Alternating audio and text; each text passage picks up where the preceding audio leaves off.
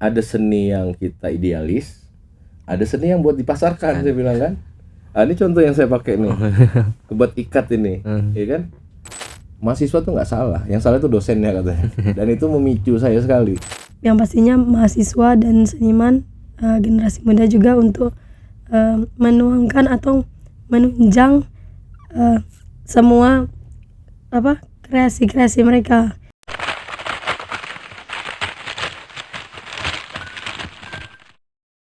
Assalamualaikum warahmatullahi wabarakatuh. Tribuners, kembali lagi bersama saya Hendrik Budiman dalam program Bincang Tribun. Nah Tribuners, saat ini kita sudah bersama narasumber spesial kita. Ada Bang Bima Eka Putra, Ketua Program Studi Administrasi Bisnis Setia Bengkulu, dan Mbak Uyuni Tamara, Ketua BEM Setia Bengkulu. Apa kabar Mbak Bang? Alhamdulillah sehat. Alhamdulillah. Nah Tribuners, kali ini kita bakal bahas Setia untuk Bengkulu menjaga budaya dan menggerakkan pariwisata. Oke. Nah Bang, Iya. baru-baru ini Setia Bengkulu menggelar pasar seni, pentas seni, dan lomba mural, street mural nih Bang.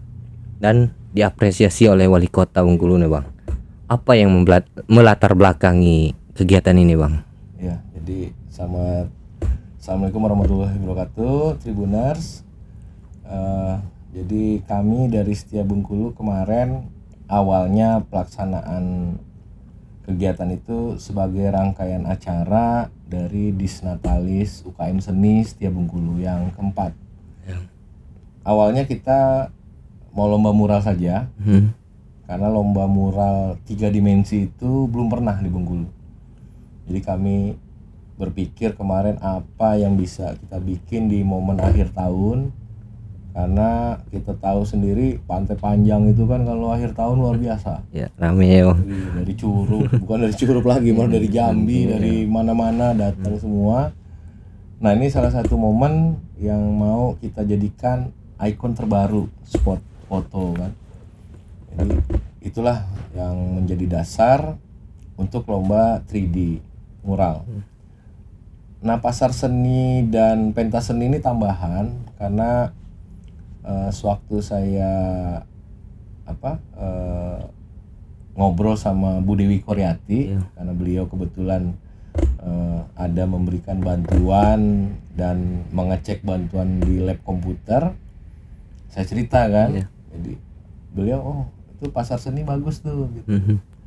Nah itulah yang jadi dasar kita, karena memang banyak produk seni kita itu kan bagus sebenarnya, tapi satu masyarakat tidak tahu, kemudian mau belinya juga nggak tahu di mana.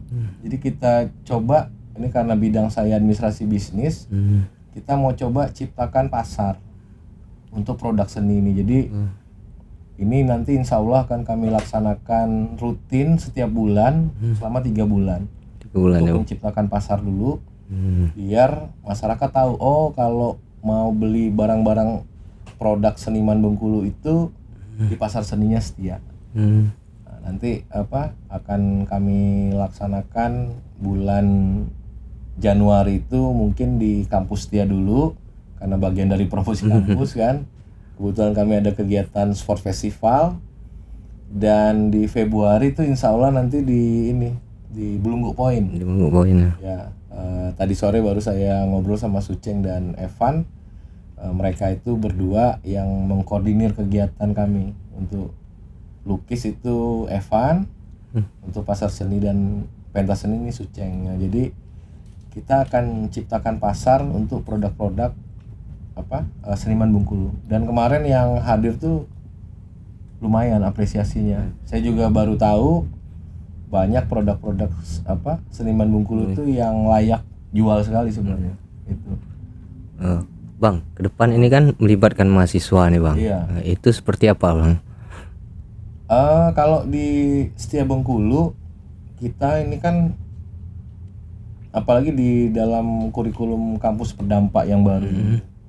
Jadi mahasiswa itu Sivitas Akademia Setia Bengkulu itu diharapkan memberikan dampak langsung kepada masyarakat.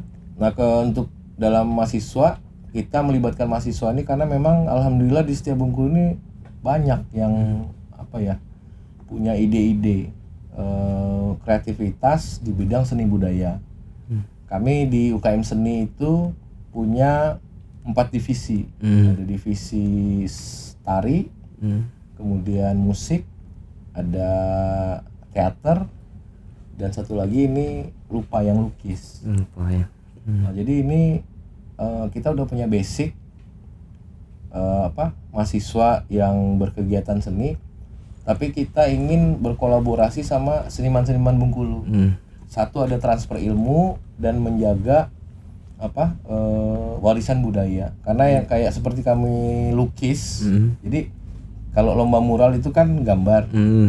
Nah, di pelapis itu juga kami lukis motif-motif Bengkulu. Ciri khas Bengkulu Ciri ya. khas Bengkulu. Evan itu ada 10 motif. Saya lupa namanya, ada rejung apa-apa gitu kan. Dan itu kebanyakan dia lukis pakai tangan. Nah, itu salah satu bentuk kita memperkenalkan bahwa ada desain-desain lain ternyata selain dari batik Besure di Bengkulu ini banyak. Nah, ini akan kita explore terus, ya kan, pada kegiatan-kegiatan selanjutnya. Karena alhamdulillah kemarin respon seniman juga bagus. Kemudian dari teman-teman UKM Seni kampus lain juga luar biasa. Jadi alhamdulillah ramai memang acaranya kemarin. Oke.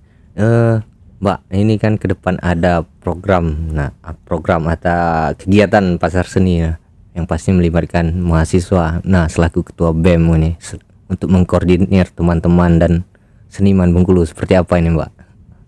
Oke. Baik, jadi untuk mengkoordinir kawan-kawan itu yang pastinya kami selaku Badan Eksekutif Mahasiswa itu bakal terus berkolaborasi bersama UKM Setia Bengkulu, dan juga yang pastinya terus menjalin hubungan antara mahasiswa-mahasiswa kampus Setia dengan para seniman Bengkulu. Bang, ke depan bentuk dukungan konkret yang dilakukan Setia selain pasar seni ini tadi untuk menggairahkan wisata dan budaya Bengkulu seperti apa, Bang? Iya, jadi yang terbaru itu kami ada organisasi himpunan mahasiswa. Himpunan mahasiswa ini administrasi bisnis dan publik. Itu saya khususkan untuk kegiatan akademik. Di mana nanti mereka saat libur UAS nanti ya, sekitar bulan Februari, itu lama, sekitar 2,5 bulan. Nah, salah satu yang saya tugaskan itu pertama menulis. Ya, memang ada penelitian, pengabdian, bikin buku. Itu mengumpulkan cerita-cerita dari desa masing-masing. Kan tiap daerah tuh, tiap desa tuh ada legenda kan. Kalau kita sering balik dusun dulu kan, ada tuh kita cerita ini di sini ada ini. Baik itu tentang pahlawan atau nama asal-usul tempat dan lain-lain. Karena nanti insya Allah bulan Februari juga kami akan bikin kegiatan lomba teater. Itu judulnya Legenda Tanah Bengkulu. Jadi itu nanti akan bikin lomba teater di mana cerita-cerita asli Bengkulu itu nanti akan ditampilkan di situ. Dan kita akan undang juga SMA karena cerita itu hampir hilang, ya kan?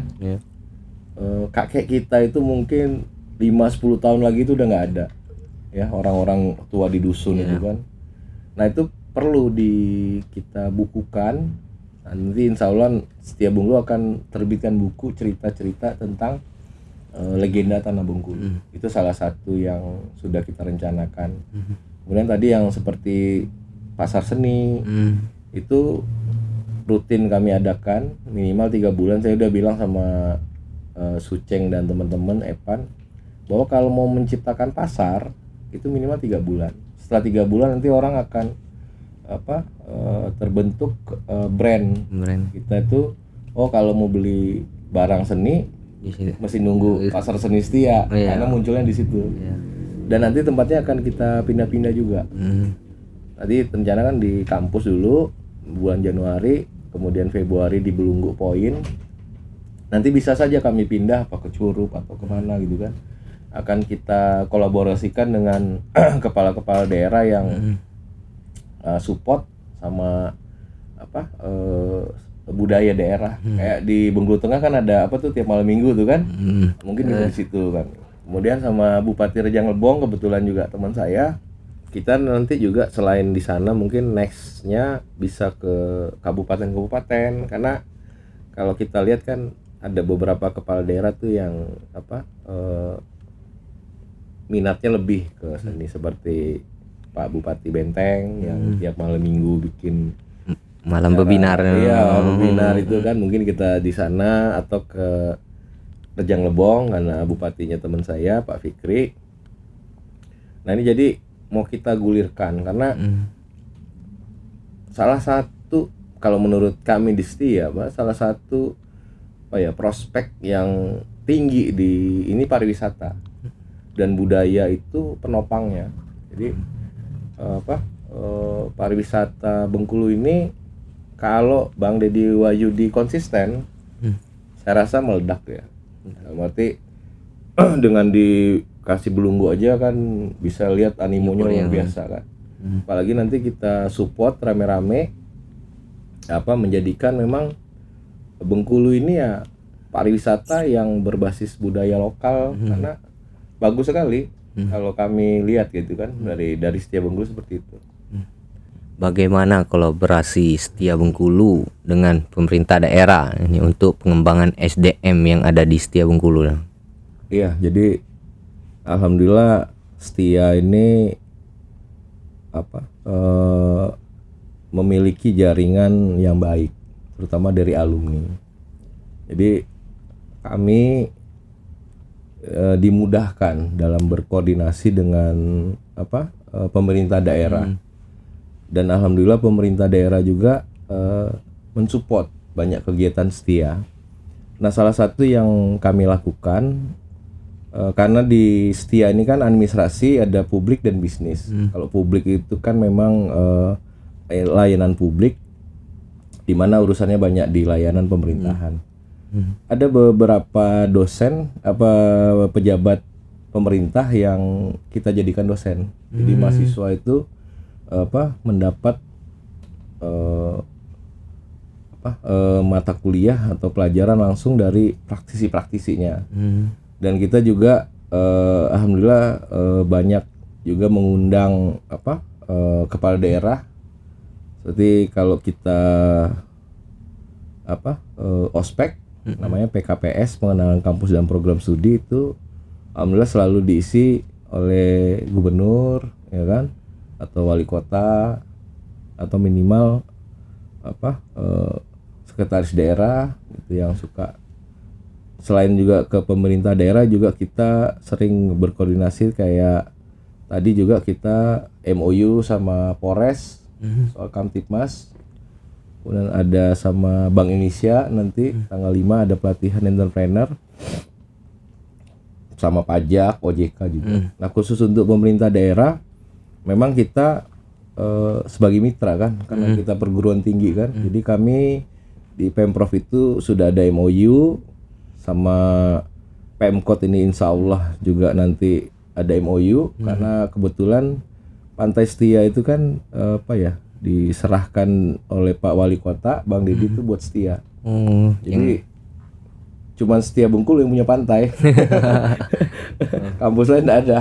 Dan sempat iri juga kampus lain kan. Nah, saya bilang alhamdulillah waktu proses penyerahan dari Pemprov ke Pemkot, 2 hari kemudian saya ketemu Pak Wali Kota dan langsung saya minta, alhamdulillah langsung dikasih. Jadi pemerintah daerah sangat mensupport kegiatan Setia, karena itu tadi mungkin kami bisa membuktikan diri gitu kan. Beberapa kali dikasih amanah, alhamdulillah kita berhasil. Tadi juga kayak KKN kemarin kita di Kaur. Di Kaur itu waktu itu ada masalah, jadi Pak Bupatinya minta Setia Bengkulu mahasiswa KKN bantu pembentukan koperasi merah putih. Alhamdulillah berhasil. Di kecamatan jembatan apa ya kemarin ya di Kaur itu semuanya berhasil kamera putih. Tadi juga kita baru ngobrol, salah satu suami dosen kita itu fasilitator di Singgaran Pati, sama ada 10 kelurahan di Kota Bengkulu juga minta bantu sama kita buat koperasi merah putih, karena minta pelatihan bisnis proposal, kemudian keuangan dasar dan lain-lain. Nah, jadi kolaborasi ini terus kita kembangkan, terutama di bidang administrasi. Karena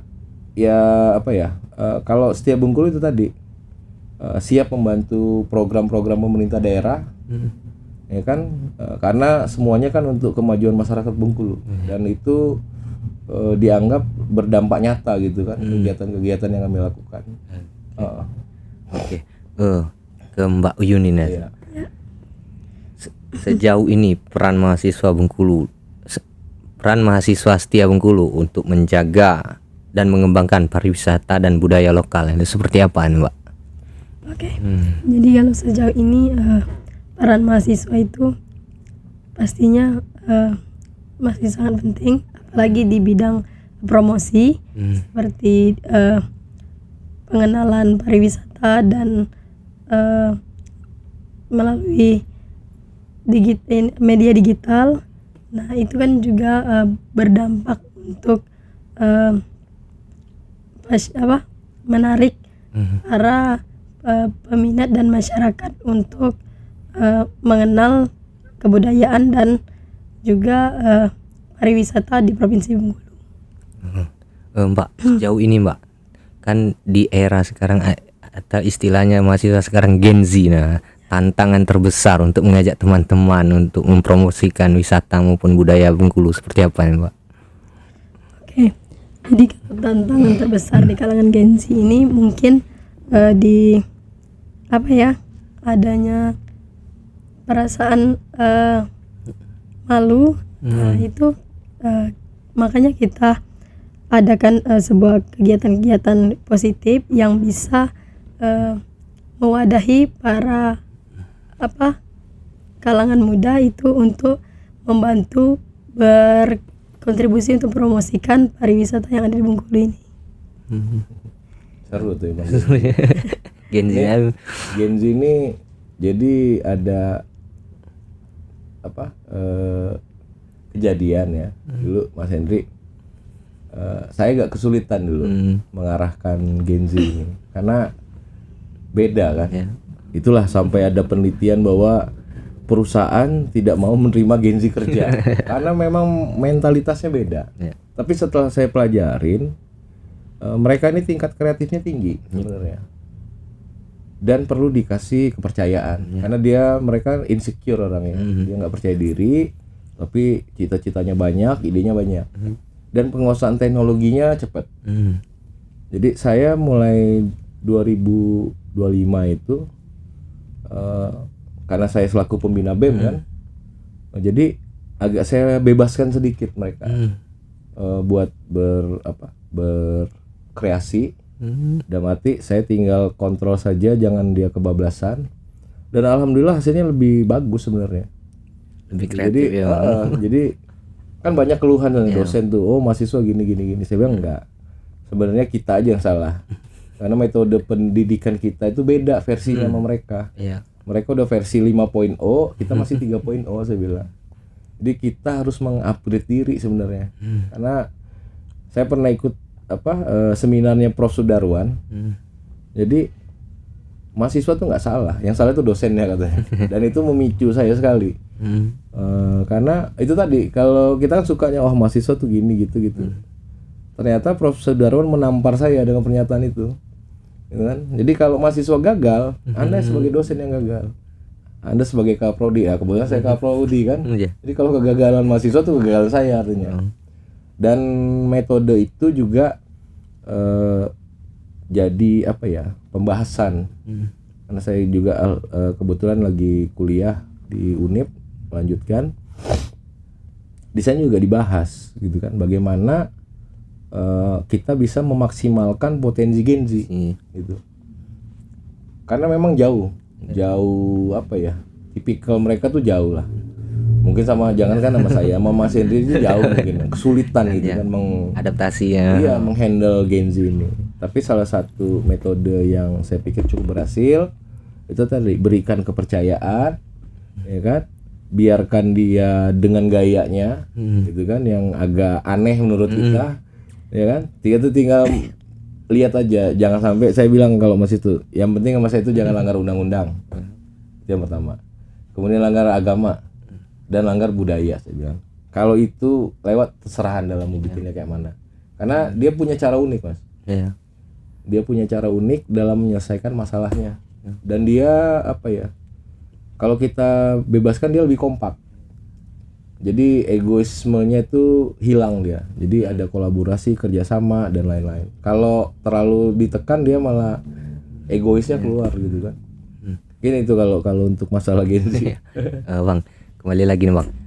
Untuk kurikulum di Setia Bang, dengan adaptasi Gen Z serta mengintegrasikan kearifan lokal, menjaga kearifan lokal, promosi wisata dan budaya, itu seperti apa Bang sejauh ini Bang? Nah, kalau saya itu mengajak mereka itu tadi apa? Melihat budaya lokal itu sebagai sesuatu harta warisan yang mesti dijaga. Gitu kan.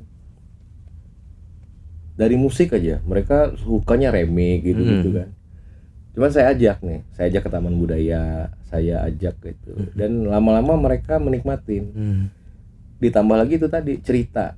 Saya bilang coba sering tanya di kakeknya. Saya bilang kalau balik dusun tanya dengan kakeknya tuh. Nah, kalau orang tua ini cerita kan asik kan. Oh dulu gini.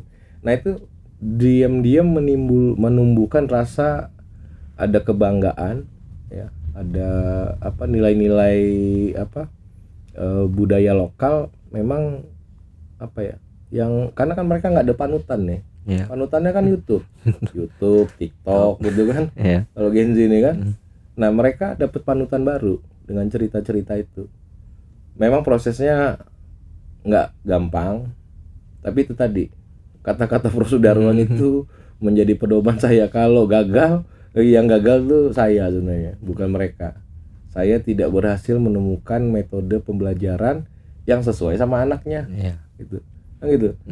Kita harus menyesuaikan kan, sama aja kayak anak kita marahin ya nggak bisa.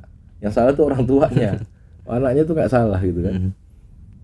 Nah kalau mereka itu sudah suka, dia akan ajak temennya, nonton juga ya. Gitu.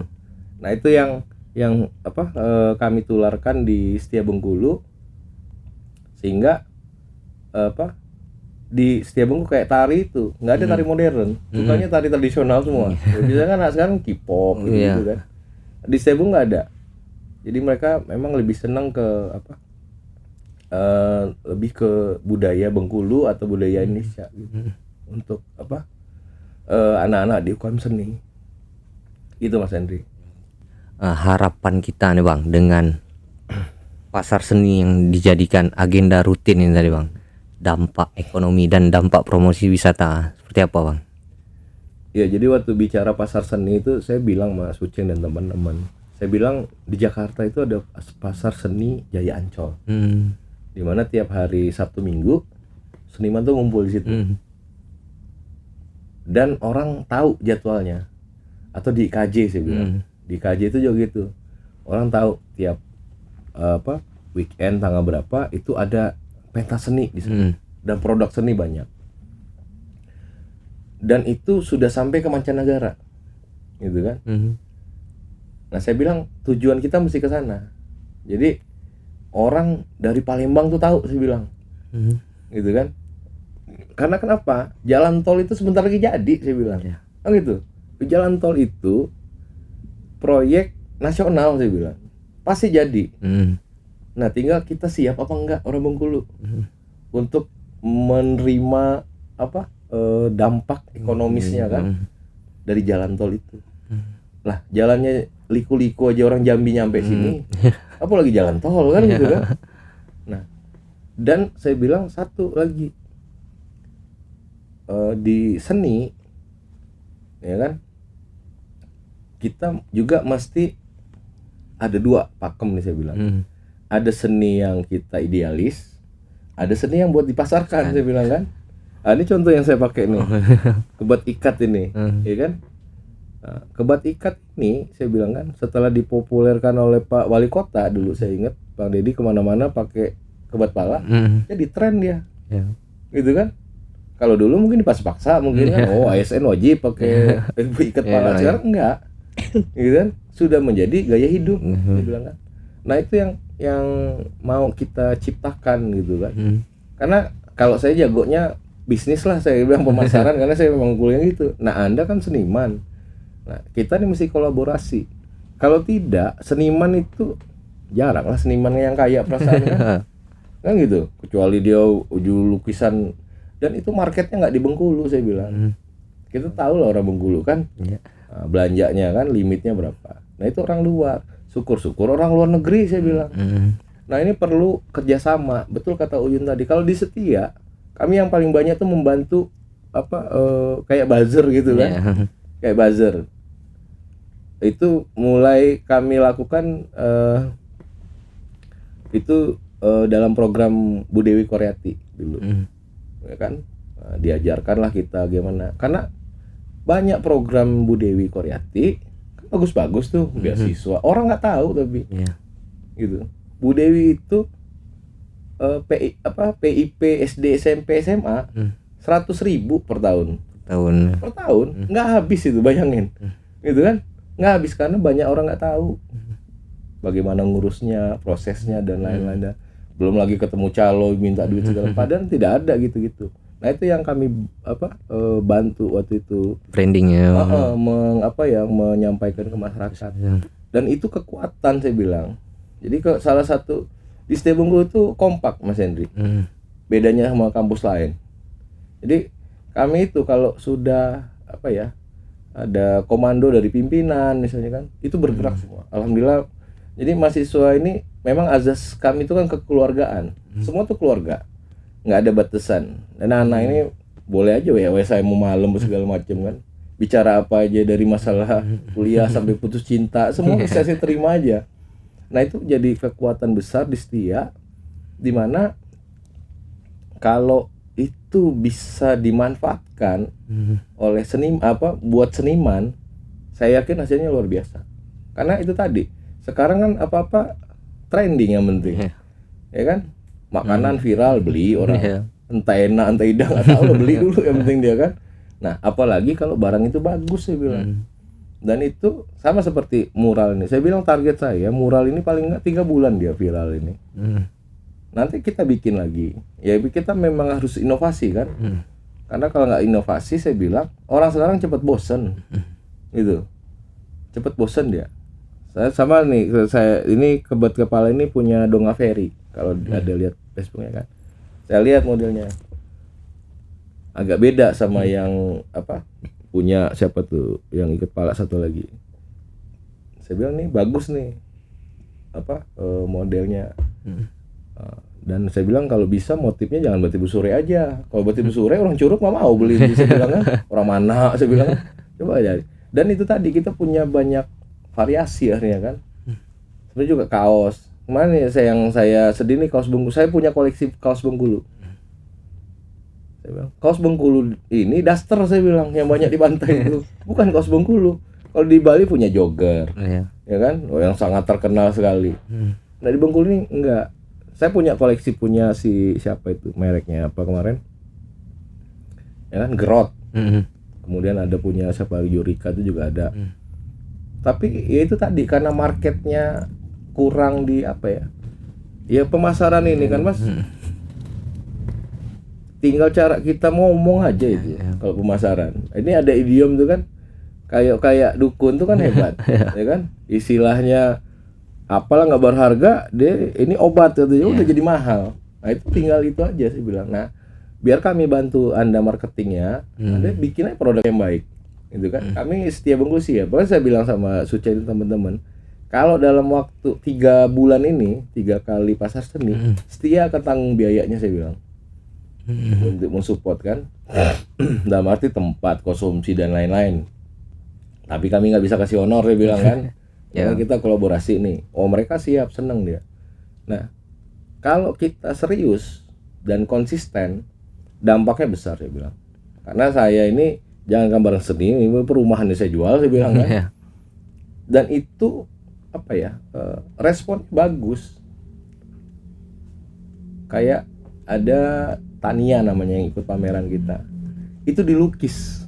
Apa dia hoodie dilukis. Dilukis pakai tangan. Saya pikir kan di sablon kan. Enggak, Pak, saya lukis. Bagus sekali. Sampai Pak Wali kemarin pesen. Saya pesen warna ungu ya. Saya juga pesen sama dia. Karena dia bisa karikatur gitu kan. Nah, kebetulan anak saya yang SD sama yang TK itu senang. Saya pesen juga akhirnya. Jadi custom. Nah, itu kan luar biasa sebenarnya. Dan orang banyak gak tahu. Berapa banyak anak Bengkulu nih yang mania apa? Kartun-kartun gitu kan. Apa tuh namanya, lupa saya. Anime lovers. Iya, anime lovers itu. Dan bagus bener. Bagus bener. Kemudian ada juga yang apa? Tato hina ya kemarin ya. Tato henna ya. Tato hina itu. Banyak lah anak setia bertato lagi acara itu. Ya udahlah, saya juga mau bikin kemarin. Udah tutup habis kata bahannya. Jadi sebenarnya luar biasa sekali potensinya. Dan itu tadi. Kami Setia Bengkulu siap bantu promosiin produk-produk seniman Bengkulu. Nanti jadi kalau nanti kami bikin lagi bulan Januari, silakan bergabung. Ya, seniman-seniman Bengkulu, kami tidak membatasin. Dalam arti mau produk apa saja, asal yang bikinnya tinggal di Bengkulu, bukan orang Bengkulu ya. Tinggalnya di Bengkulu, ayo kita jual sama-sama. Nah, itulah yang bisa kami berikan ke masyarakat dan kepada teman-teman seniman. Oke. Kalau dari Mbak Uyun ini ya, seperti apa harapannya ke depan, Mbak, dengan adanya pasar seni ini tadi, Mbak? Nah, baik. Kalau dari saya ya, harapannya semoga pasar seni ini bisa menjadi wadah bagi yang pastinya mahasiswa dan seniman generasi muda juga untuk menuangkan atau menunjang semua kreasi-kreasi mereka. Itu juga bisa membantu untuk marketing dari produk-produk mereka. Oke. Bang, terakhir nih Bang, dan Mbak Uyun nih, kan di penghujung tahun 2025 nih, refleksi untuk Setia Bengkulu dan harapan ke depan untuk Setia Bengkulu di 2026 seperti apa? Iya, jadi selama 2025 ini alhamdulillah Setia Bengkulu sudah banyak melakukan inovasi baik di internal kami sendiri ya, seperti peningkatan mutu dosen. Ada beberapa dosen kami yang lagi, termasuk saya, lagi kuliah di S3. Kemudian buat mahasiswa juga udah banyak yang kami kirim ke tingkat nasional. Mapala, BEM itu setiap tahun kami berangkatkan. Dan saya bilang sama mahasiswa, terutama yang udah sering juara kayak futsal kami itu, saya bilang saya bosen Anda tanding di Bengkulu ini, coba tanding kemana. Berangkat ke Palembang, kalah alhamdulillah. Tapi dia jadi pengalaman kan. Yang penting kita di pengalaman. Nah, dan 2026 banyak event yang akan kami bikin. Salah satunya tuh ada festival Bukit Kandis. Tadi baru saya laporkan ke Bu Dewi, mudah-mudahan disupport sama kementerian kan, Kementerian Olahraga, mitranya Bu Dewi. Jadi festival Bukit Kandis ini, jadi Bukit Kandis kita itu Mas Hendri, ternyata dari sudut pandangnya pemanjat tebing itu luar biasa. Yang lebih luar biasa lagi Gunung Bungkuk. Sebenarnya. Ya. Nah, jadi di festival Bukit Kandis itu insya Allah kami laksanakan tanggal bulan Juni ya. Karena kemarin dari Polda mau kolaborasi, tapi dalam rangka HUT Polri kan bulan Juni. Nah, itu kita akan undang panjat tebing seluruh Indonesia. Saya bilang kalau perlu Agam Rinjani itu, saya bilang kan lagi viral tuh. Iya. Agam Rinjani itu di DM dari sekarang, saya bilang kan, kasih tahu apa tanggal bulan Juni ada event di Bengkulu. Insya Allah datang, saya bilang. Karena apa? Kalau kita lihat kan orangnya asik gitu kan. Dan saya bilang kalau diundang itu 50-50, bisa datang bisa enggak. Iya. Cuman kalau kau nggak undang pasti nggak datang, saya bilang kan. Sudah itu Rocky Gerung yang kemarin udah pernah ke Bengkulu, dan saya bilang itu juga gampang diundang. Kalau Anda berani ngundangnya, saya bilang kan. Dan apa? Kita udah koordinasi sama apa nih? Yang Panjat Tebing nih asosiasinya. PTI. FPTI. Pusat kita laporkan, disuruh berkoordinasi ke provinsi. Nah, itu lagi kami siapkan. Jadi setiap Bengkulu insya Allah ini 2026 mainnya minimal regional lah. Sumbaksel bahkan. Insya Allah beberapa event kita mainnya ke nasional. Kayak Aldino ini yang saya ajak nih atlet silat provinsi. Satu lagi si Yeli ya. Yeli itu baru menang silat tingkat internasional di Medan ya kemarin. Jadi setiap Bengkulu punya potensi yang luar biasa. Cuma Gen Z ini tadi insecure kadang-kadang. Padahal dia punya ini. Nah, itu tugas kami di Setia yang mengeksplor hobi mahasiswa. Kalau saya tuh sekarang hobi apa aja lah, main kelereng kayak apa kayak saya bilang kan, yang penting juara, saya bilang. Kan gitu. Nah, ini yang akan apa ya? Menjadi PR besar, terutama juga buat Uyun dan teman-teman yang akan memantau apa sih minatnya mahasiswa, maunya kemana.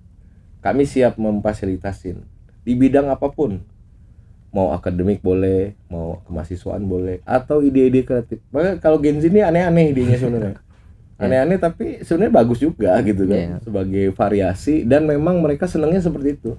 Saya bilang yang penting tidak melanggar undang-undang, tidak melanggar agama, nggak melanggar budaya kita, dan itu cukup. Saya bilang syaratnya silakan Anda berkreasi setinggi mungkin, saya bilang.